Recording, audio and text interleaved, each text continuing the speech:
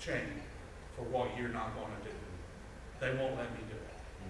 I've never met a kingdom leader that blames somebody else for them not being able to pursue a kingdom agenda. Kingdom leaders figure out how to get it done. Right. And you also figure out how to count. If I need a number in that box, I'll come up with one. But let me tell you what we're doing. I mean, I'm not telling you you don't lie, but you do, and then you bring folks who are leading you along. Ricky, can I interject something here? This is and you see us differently than most people we've been around from outside the army. This has been that's been the soul of the Salvation Army from the very beginning. We cannot separate the social and the spiritual. Right. We were founded on the spiritual and the social being married together. And if we move away from that, we will cease to exist as we were founded. And God raised up the Salvation Army because he needed the Salvation Army. And we have great days ahead of us if we remember that is the center of who we are. And particularly when you've been a little timid here, because you think, well, we can't get those grants or we won't write it. You've been intimidated out of your part of this core identity. And a lot of the times it's the people that have spoken with you or talked with you about this. And I'm going to tell you, Americans still, we still live in a God-conscious culture. We're not Europe. I mean, you've been there. We're not Europe. We're not secular. We are in a God-intoxicated culture still. I mean, God gets a lot of attention from politicians, who God bless America, at the end of every speech after I've just, ruined your life, to, only God can help you, I think is what they trying to say. All the way to football games to, God is everywhere. He's in the movies. So you can come out of the closet and be Jesus' follower. It's okay. And you can have conversations with folks just like that. And they're still open to it. I mean, very open to it. Only church people are nervous when we talk about having God conversations. We've been trying to get the Orlando Magic to work with us, and they kept writing back to us, you're faith-based, so we can't participate. But I took one of their executive office people on a big tour and told them our vision and dream. He wrote back the next day, we can find a way around that. Absolutely. Absolutely. See, these folks are locked in ways of thinking that you've got to help them unlock their own thinking. And can I just say, people in America expect you to believe something? Yes. I mean, they expect you to believe something, so believe what you believe. Now to Glenn's point yesterday, also because you are a centered set organization, you can work with the people who want to get something done. You're not a bounded set, which really helps you. You don't have to be a salvationist to participate in what we're doing. In fact, we're counting on a lot of folks not being there so we can get this done. I mean, you're just well positioned, way beyond Baptist. Can I just tell you, out of my tribe, Baptist church pastors who try to do good for the community, often criticized by their core membership, their leadership, for abandoning the gospel. And I get stupid questions out of the evangelical crowds like, well, when do we get to share the gospel? And I'm going, what part of the gospel do you not understand? Helping people live a better life. Is that not gospel? I mean, does it have to be a propositional statement that the devil can agree to? I mean, even the devil knows that God is the Trinity and Jesus died for sin. I mean, what's the big deal about that? We're supposed to live it. That's where the gospel gets, my gosh, what was it, Francis or Cece? We're going into town to preach the gospel. If necessary, we'll use words. I mean, that's who you are. You don't fight that battle. But to your point, don't be shy. Be who you are. It's appealing to people. It really is. Even people who don't believe. Oh, absolutely. Absolutely. People admire folks that care and that are competent. All right. caring enough. I mean, I could care for your bad tooth, but you don't want you don't want me to extract you. All right, also, vision and kingdom leaders marry vision and action. In other words, a kingdom leader doesn't just paint a future. You build on-ramps so people can get in on it. And you think all the way around that. So, some of you were here in our first meeting, when we had Larry from Dallas City Square, and one of their mantras is fail fast. In other words, we're going to try stuff. We know everything won't work. Now, this is also the entrepreneur spirit. We know everything won't work, but we're going to do something. We're not going to sit around here and gum it to death, by talking. And that's why we put every time on all of your planning sheets and everything else, steps, what action do you want to take? And people need that. There are hundreds, thousands of people in your communities that just tell me what to do. I mean, they have a heart too for people. They have no idea how to express it. When you talked about, who was it, the $100 million donor or whatever, not $100 million, but the worth, guy has got a lot of money. You're giving him a way to enjoy a vision of life that he has. I have the main donor that supports my work at Leadership at Good Cities. Well, I'm a senile fellow still in the Leadership Network, but his comment to me years ago, he said, I've got money, but I have no platform. He wants to invest in the platform, and somebody's going to get something done. And he thrills to know about your work, because he feels that he's investing in every one of you by investing in the work that we do. I have a question. Have you ever experienced where in that process that the ideas and the creativity outrace the action?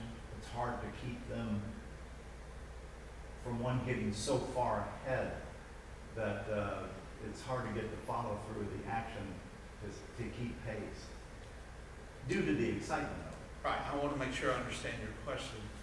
There is always a gap. Yes. There always is a gap between what could be and what will be. I mean, but you're right. I mean, what I'm suggesting is that kingdom leaders help close that gap better than the average bear. Ah, well said. Okay. Whereas a lot of people can paint what could be. Mm-hmm. They just leave it there.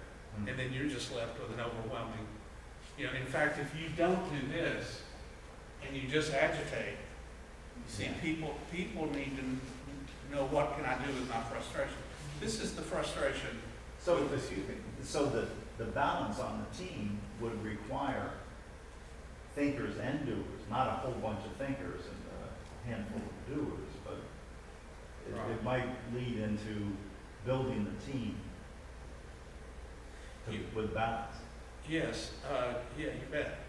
I mean, yes, because if you're out around, if you just got a bunch of worker bees, then they get so caught up in the day-to-day minutiae that they forget what's the big picture here. Mm-hmm. So yeah, it takes both. It takes both. Okay. Balance is a good word. I would also suggest, as you move through things, there's a rhythm too. Mm-hmm. There's a time you rhythm into vision. There's a time you rhythm into action. It's like walking. Mm-hmm. You're actually out of balance all the time when you're walking. It's the rhythm that keeps you moving. So I think that's another way. So because of what you're saying, that I've changed some of my HR procedures. And so when I'm hiring one of my directors, I ask them, what have you done? Not what have your company done that you work for, but what have you done?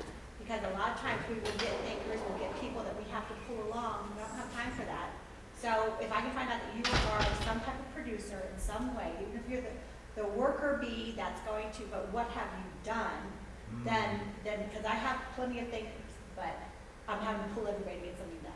So that's one of the questions that I've changed, and if they can't come up with something, then, you know what, this is before COVID. So now I'm like, you showed up for interview, you're hired. But yeah, so that's a Yeah, change. you can read later, right? I like that. That's good. Well, I mean, you think about it, actually, in fact, I'll go ahead and put up the next thing and we'll relate it back to this, but kingdom leaders are people developers. Not just program developers. They actually don't, the value of the program is only its value in the people.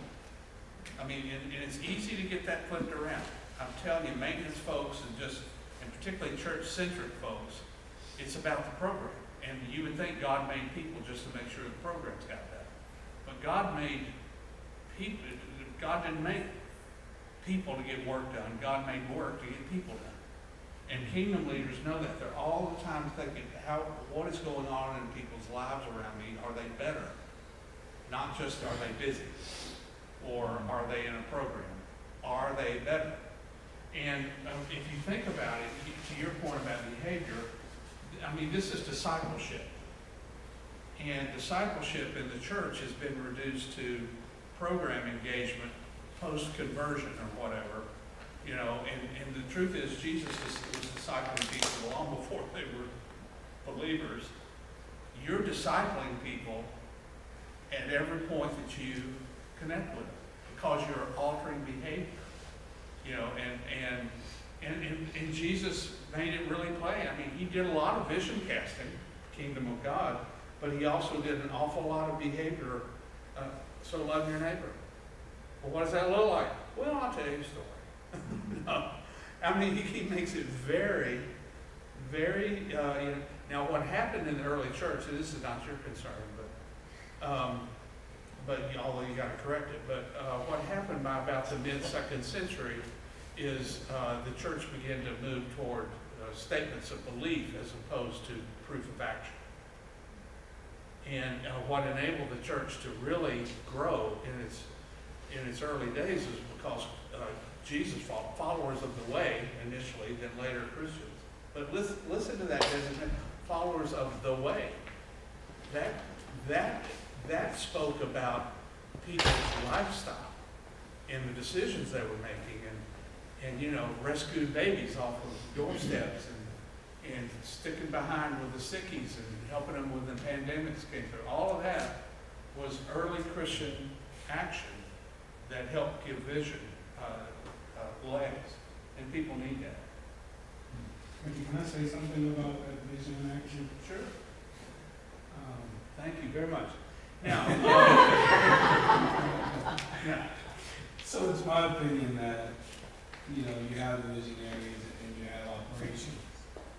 And you're speaking specifically about kingdom leaders.